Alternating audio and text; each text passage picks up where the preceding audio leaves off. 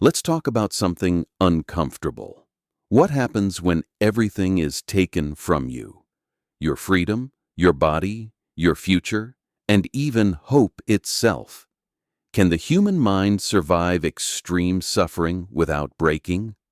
The story of Ryan suggests that it can. In 1965, during the Vietnam War, Ryan was a United States Navy pilot flying a combat mission over enemy territory. His plane was hit by enemy fire, forcing him to eject.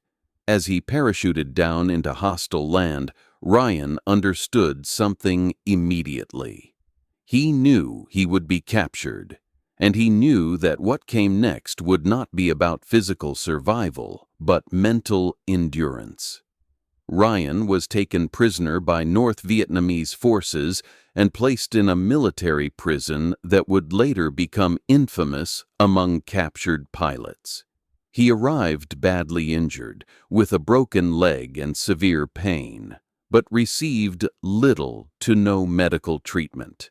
From the beginning, the goal of his captors was clear. They wanted him to confess, cooperate, and publicly speak against his country. The torture began early and continued for years. Prisoners were beaten, bound with ropes that crushed joints and restricted breathing, and locked in isolation for long periods of time.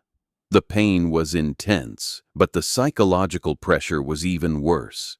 The guards constantly promised relief if Ryan would simply comply. Many people would have broken under far less pressure, but Ryan didn't. Not because he was physically stronger, but because he approached suffering differently. Before the war, Ryan had studied philosophy that focused on mental discipline and personal responsibility. One core idea guided him. While you cannot control what happens to you, you can control how you respond. Pain, fear, and loss are unavoidable. Giving up your values is optional. Ryan fully accepted the reality of his situation. He did not expect quick rescue. He did not lie to himself with false optimism. This acceptance mattered. Many prisoners who hoped for an early end collapsed mentally when that hope failed. Ryan chose a different mindset. Endure today, act with integrity, and survive one moment at a time. Over time, Ryan became the highest-ranking American officer in the prison. Secretly, he took responsibility for the mental survival of others. Using a hidden system of taps and signals, prisoners communicated through walls. Ryan helped establish rules of resistance, encouraging unity, dignity, and mental strength under extreme pressure. At times, prisoners were forced to appear in propaganda videos. When Ryan realized his image would be used to manipulate the outside world, he deliberately injured himself so his face could not be filmed. This was not an act of desperation, it was strategy. By refusing to cooperate, he reduced the psychological control his captors had over everyone else. 7 years passed, 7 years of captivity, isolation, and pain. Ryan's body suffered permanent damage, his health declined, but his identity remained intact. When offered early release, he refused, insisting that prisoners who had been captured before him should leave first. Leadership to Ryan did not disappear in captivity. In 1973, Ryan was finally released.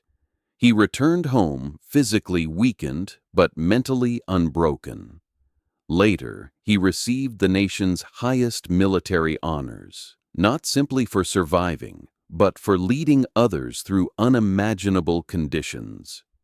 He spent the rest of his life teaching leadership, ethics, and mental resilience. So, what does this story tell us? It tells us that resilience is not blind optimism.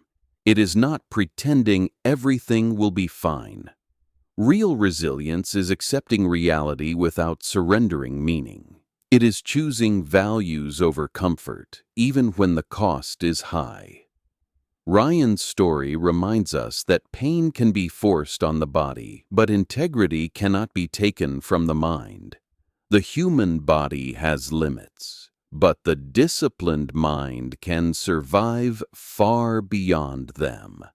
And sometimes the strongest form of freedom exists entirely inside your head.